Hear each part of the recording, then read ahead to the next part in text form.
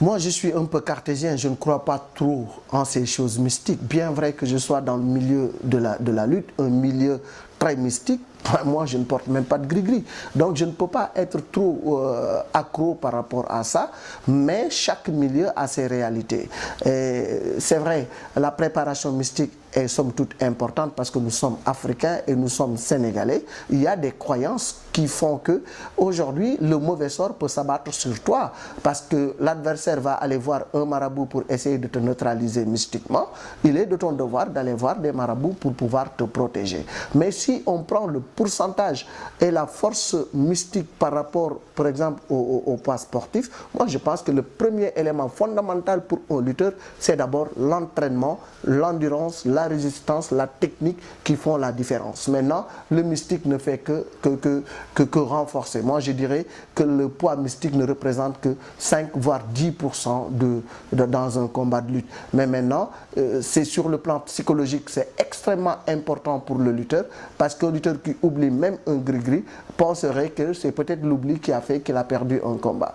Mais on est en Afrique, il y a des réalités qu'on ne peut pas occulter, qui sont là. Il y a des pratiques mystiques très efficaces contre le mauvais sort, très efficaces pour neutraliser l'événement et l'adversaire est très efficace également pour vous apporter la chance. Maintenant, l'un dans l'autre, il faut absolument croire en ses entraînements, en ses capacités physiques et techniques pour pouvoir triompher face à un adversaire. Mais le mystique quand même est important parce que c'est cela qui attire le regard extérieur. Par exemple, le touriste ou bien l'Européen ou bien quelqu'un des États-Unis qui vient regarder un combat de lutte est plus intéressé par cet aspect culturel et mystique que par le combat en tant que tel. Il aurait pu voir un combat de MMA, de boxe ou bien de taekwondo, mais la lutte a ses réalités, a son charme, et le charme de la lutte, c'est justement ces potions magiques et tout cela qu'on voit, ce rituel qu'on voit tout autour, ça fait partie du décor. Et c'est très beau. Sans le mystique, la lutte serait insipide.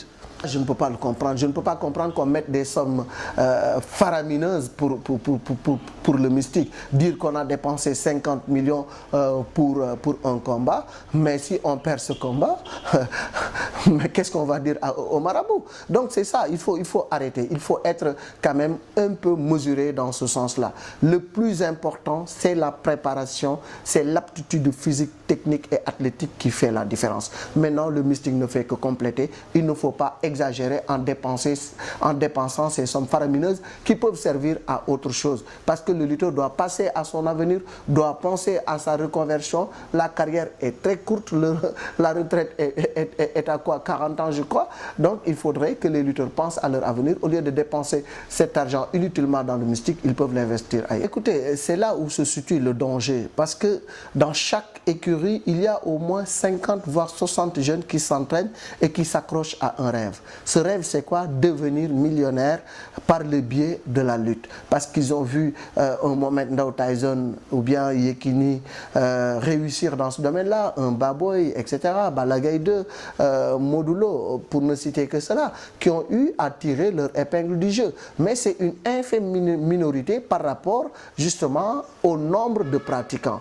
Je l'ai dit un jour au président Abdoulaye Wade qui recevait le monde de la lutte, je lui avais dit que si vous pensez que la lutte aujourd'hui a atteint ses lettres de noblesse et que ça marche comme sur des roulettes, vous vous trompez. Parce que ceux qui perçoivent ces centaines de millions dont on parle sont une infime minorité qu'on peut compter sur le bout des doigts.